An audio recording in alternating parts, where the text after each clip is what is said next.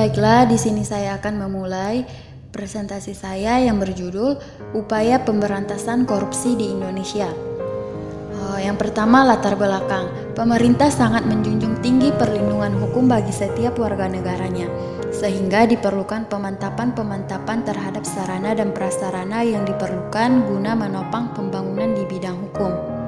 Dalam upaya untuk mencapai keberhasilan pembangunan, bidang hukum perlu didukung adanya peningkatan sarana dan prasarana serta peningkatan pendayagunaannya, pemantapan, kedudukan dan peranan badan-badan penegak hukum merupakan pihak yang berhubungan langsung dengan proses penegak hukumnya. Hal ini didasarkan pada kenyataan bahwa antara pembangunan dan kejahatan atau pelanggaran hukum ada hubungannya yang erat. Oleh karena itu, perencanaan pembangunan harus meliputi juga perencanaan perlindungan masyarakat terhadap pelanggaran hukum.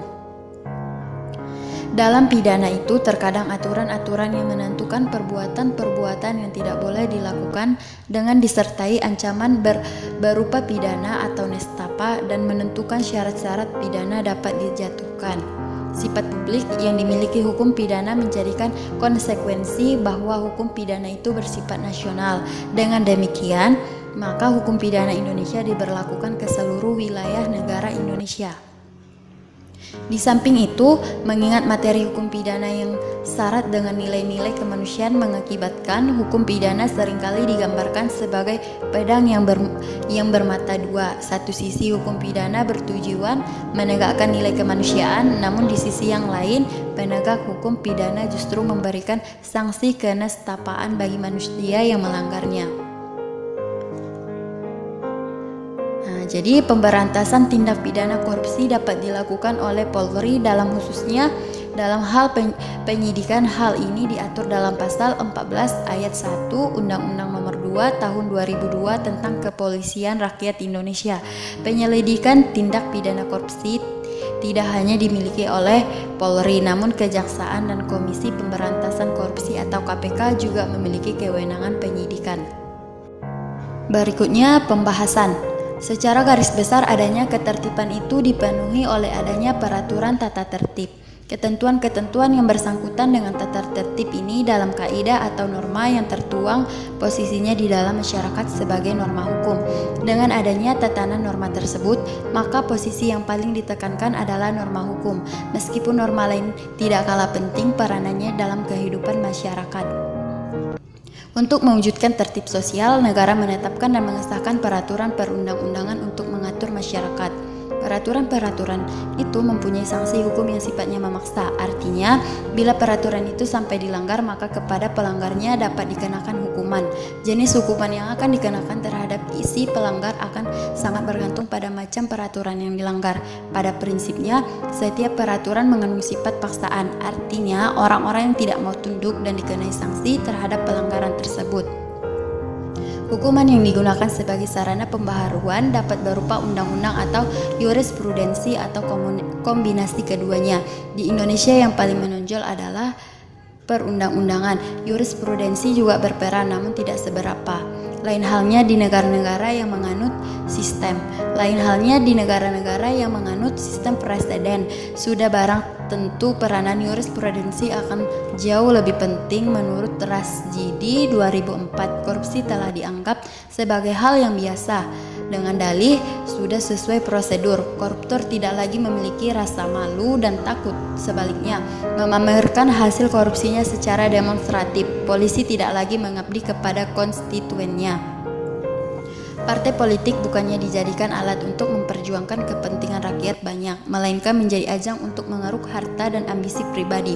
Padahal, tindak pidana korupsi merupakan masalah yang sangat serius karena tindak pidana korupsi dapat membahayakan stabilitas dan keamanan negara dan masyarakat, membahayakan pembangunan sosial, politik, dan ekonomi masyarakat, bahkan dapat pula merusak nilai-nilai demokrasi serta moralitas bangsa karena dapat berdampak membudayakan tindak pidana korupsi tersebut, sehingga harus didasari meningkatkan tindak pidana korupsi yang tidak terkendali akan membawa dampak yang tidak hanya sebatas kerugian negara dan perekonomian nasional, tetapi juga pada kehidupan berbangsa dan bernegara.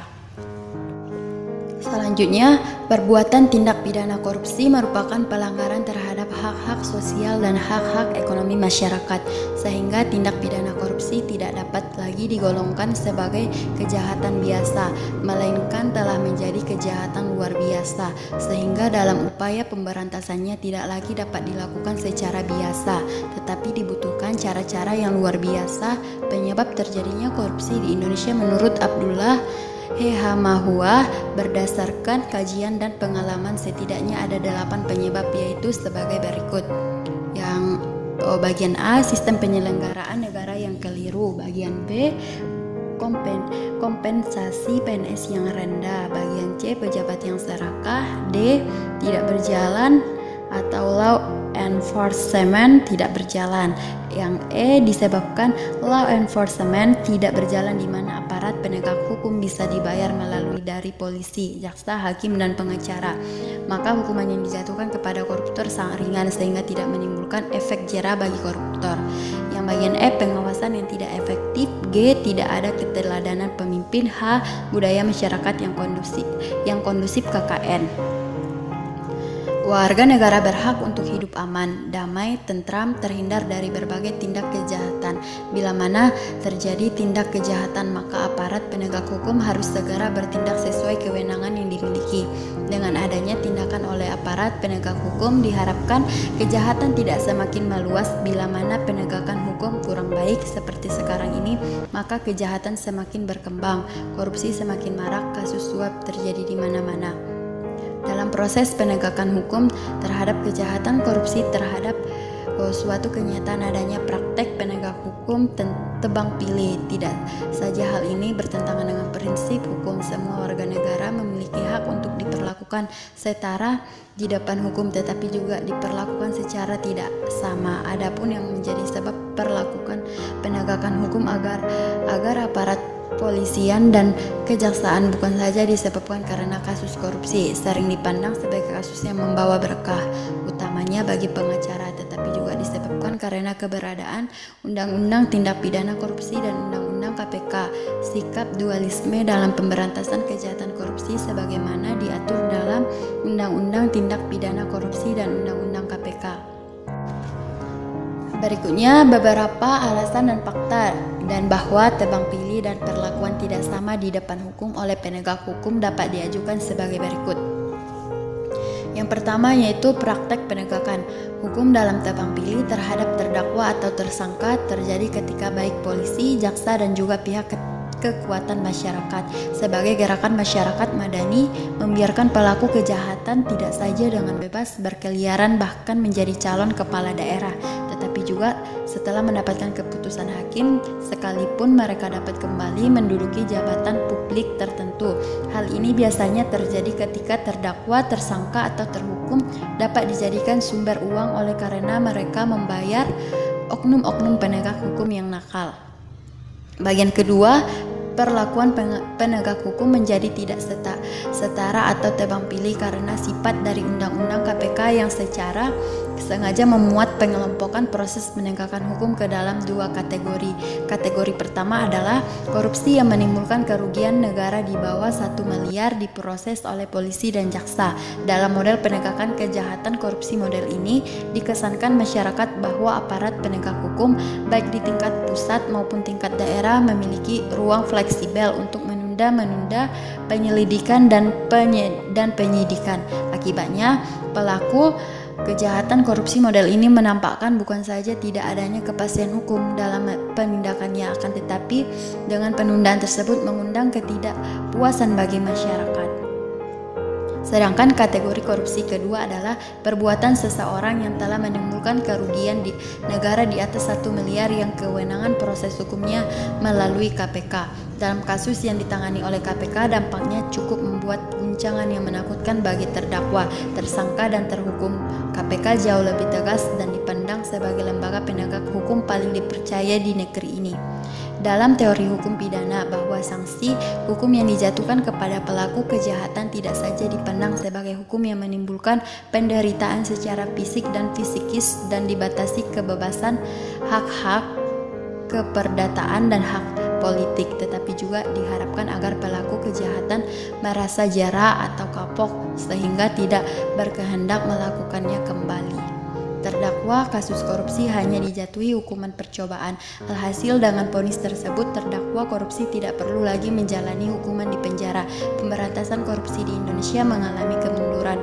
Umumnya mereka dijatuhi vonis 1 tahun penjara dengan masa percobaan 2 tahun. Jumlah bahwa adanya kecenderungan bagi para hakim untuk menjatuhkan hukuman terhadap terdakwa korupsi sesuai batas minimal hukuman yang ditentukan Undang-Undang Tindak Pidana Korupsi atau Tipikor. Berikutnya kesimpulan, korupsi berkaitan dengan kekuasaan karena dengan kekuasaan itu penguasa dapat menyalahgunakan kekuasaannya untuk kepentingan pribadi, keluarga, dan kroninya. Korupsi selalu bermula dan berkembang di sektor publik dengan bukti-bukti yang nyata bahwa dengan kekuasaan itulah pejabat publik dapat menekan atau memeras para pencari keadilan atau mereka yang memerlukan jasa pelayanan dari pemerintah. Korupsi di Indonesia sudah tergolong kejahatan yang merusak tidak hanya keuangan negara dan potensi ekonomi negara, tetapi juga telah meluluhlantahkan pilar-pilar sosial, budaya, moral, politik, dan tatanan hukum dan keamanan nasional. Upaya pemberantasan kejahatan korupsi memulai penegakan hukum yang berkeadilan saat ini tampak masih memerlukan perjuangan berat karena kejahatan korupsi merupakan kejahatan luar biasa yang berbeda dari kejahatan pidana biasa. Maka upaya yang harus dilakukan memerlukan sistem yang terpadu dan luar biasa pula. Sebagai kejahatan luar biasa, pemberantasan korupsi memerlukan kemampuan politik luar biasa sehingga presiden sebagai kepala negara menjadi figur penting dalam menggerakkan dan mengordinasikan peran polisi, jaksa, pengadilan, dan KPK menjadi kekuatan dahsyat sehingga praktek KKN seperti penyogokan, penggelembungan harga, gratifikasi, dan penyalahgunaan kewenangan lainnya dilakukan oknum aparat PNS atau pejabat negara baik di tingkat pusat maupun daerah dapat dipersempit ruang geraknya melalui cara-cara penegakan luar biasa dan terpadu. Sekianlah presentasi saya. Jika ada kata-kata saya yang salah, saya mohon maaf dan kepada Allah saya mohon ampun. Saya sudahi dengan salam. Assalamualaikum warahmatullahi wabarakatuh.